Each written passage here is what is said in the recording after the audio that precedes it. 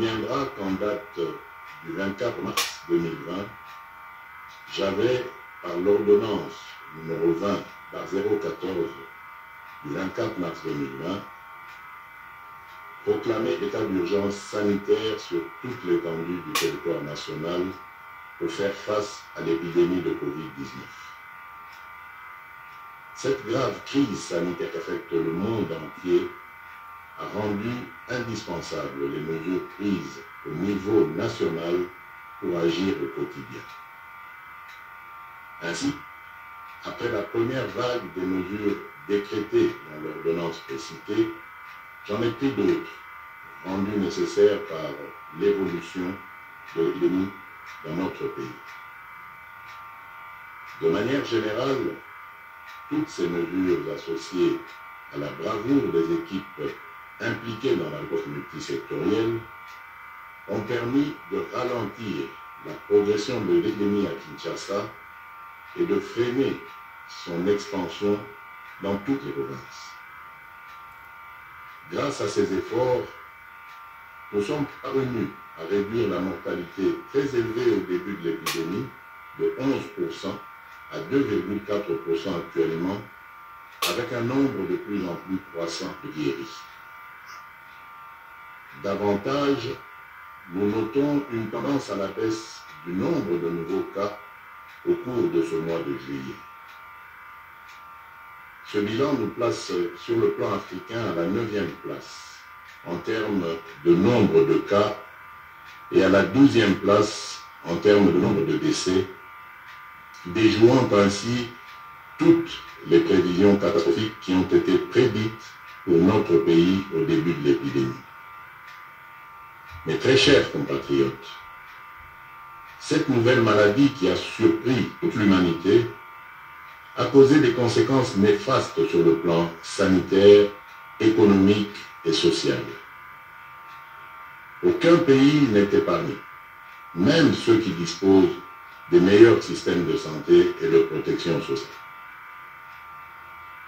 Les mesures prises ont obligé nos enfants, nos parents, les agents publics et ceux du secteur privé à rester confinés chez eux.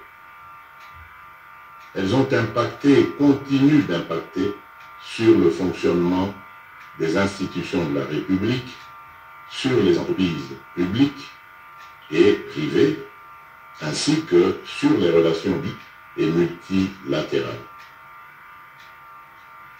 Les leçons et expériences de 4 mois de lutte nous ont appris que nous devons vivre avec peur ni stigmatisation. Nous devons ainsi adapter nos stratégies de lutte et de prévention contre ce fléau en tenant compte de cette évidence. Face à cette réalité, un consensus s'est dégagé entre le Parlement, le gouvernement et la société civile, ainsi que le secteur privé et les partenaires techniques de sortir de la lutte contre la Covid-19 à travers des mesures sanitaires, administratives et de police non dérogatoires aux libertés individuelles et collectives. Mes très chers compatriotes, aujourd'hui, 21 juillet 2020, à minuit, prend fin l'état d'urgence proclamé pour faire face à l'épidémie de Covid-19 en date du 24 mars 2020 et renouvelé à 6 reprises. Les mesures irrelatives cessent d'avoir effet. Cependant, il doit être clairement entendu que la fin de l'état d'urgence ne veut pas dire la fin de l'épidémie de Covid-19 dans notre pays. Par contre, c'est l'indication pour toute notre nation de revenir progressivement à une vie normale, tout en respectant les gestes barrières et d'autres mesures irrelatives. Il est donc question de faire l'équilibre entre notre santé physique, celle de notre économie et la stabilité de notre société. La fin de l'état d'urgence implique le retour progressif à la vie normale en respectant un certain nombre de préalables par rapport aux mesures sanitaires qui seront de stricte observation et à la reprise des activités en fonction des secteurs concernés et suivant les dispositifs mis en place par les autorités compétentes. Mes très chers compatriotes, ces préalables comprendront l'engagement des responsables à faire respecter les mesures spécifiques prises par le gouvernement, le renforcement de la sensibilisation et de la communication sur la maladie et sa prévention, ainsi que l'implication des différents acteurs engagés dans la lutte contre la Covid-19 à tous les niveaux. Quant aux mesures qui doivent accompagner le retour progressif à la vie normale, j'instruis ce qui suit. Premièrement, à partir de ce 22 juillet 2020, la reprise des activités commerciales, magasins, banques, restaurants, cafés, bars, entreprises, etc. La reprise des rassemblements, réunions et célébrations. La reprise des transports en commun. Deuxièmement, à partir du 3 août 2020, la reprise des écoles et des universités, en commençant par les classes et promotions terminales. Troisièmement, à partir du 15 août 2020, la réouverture des églises et lieux de culte, la reprise des mouvements migratoires interprovinciaux, l'ouverture des ports, aéroports et frontières, la réouverture des discothèques, stades et salles de spectacle. Toutefois, pour les funérailles, les dispositifs actuels restent maintenus et doivent être de stricte application.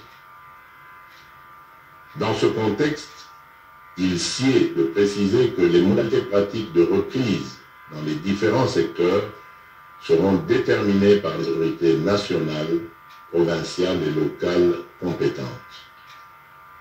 S'agissant des mesures sanitaires qui doivent impérativement accompagner la reprise, je rappelle la nécessité d'observer partout et en tout temps les mesures barrières ci-après.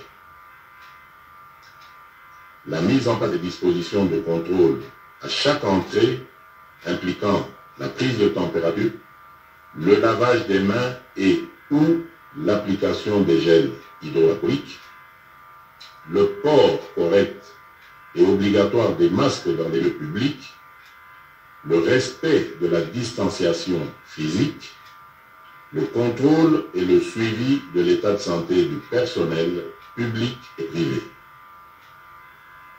ainsi que la décontamination et la désinfection régulière des lieux d'activité.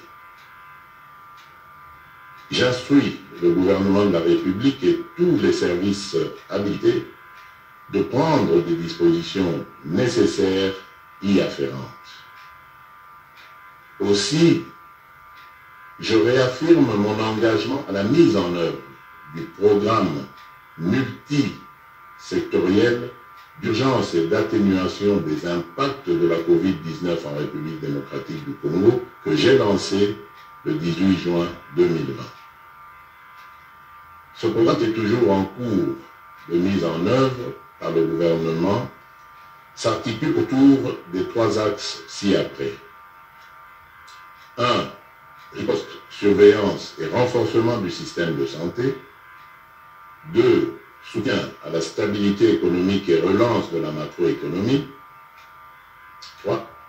Atténuation des risques et soutien aux populations.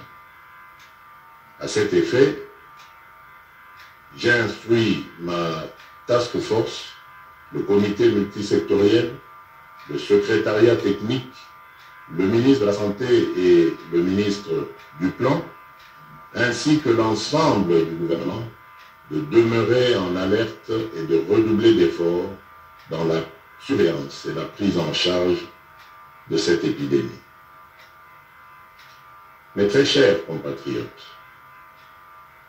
je vous invite au respect strict des mesures barrières ci-dessus décrites et aux adaptations qui vous seront proposées par le gouvernement et les services compétents afin de prévenir toute nouvelle flambée des cas qui risquent de compromettre nos efforts collectifs de contrôle de cette épidémie. J'encourage aussi tous les chercheurs dans les différents domaines à poursuivre leurs efforts dans la recherche des solutions innovantes locales pour contribuer à endiguer cette crise. J'exprime toute ma reconnaissance et tous mes encouragements aux équipes de riposte contre la COVID-19 qui, dans des conditions difficiles, ont fait et continuent de faire preuve de bravoure et de patriotisme. Je remercie aussi tous les partenaires bi- et multilatéraux qui nous assistent dans cette guerre contre la pandémie. Mes très chers compatriotes, au moment où nous amorçons une autre étape dans cette crise, je ne peux pas oublier toutes ces familles qui ont été directement victimes de ce fléau et pour lesquelles j'exprime toute ma compassion et celle de la nation tout entière. Mes pensées vont également et spécialement au personnel soignant qui, du reste, ont payé un lourd tribut en vie humaine dans l'exercice de leurs fonctions. Mes très chers compatriotes, notre devenir et notre avenir dépendront de notre conscience, de notre comportement, de notre discipline et de notre solidarité, sans oublier notre profonde confiance et notre foi en la grâce divine. Que Dieu bénisse la République démocratique du Congo. Je vous remercie.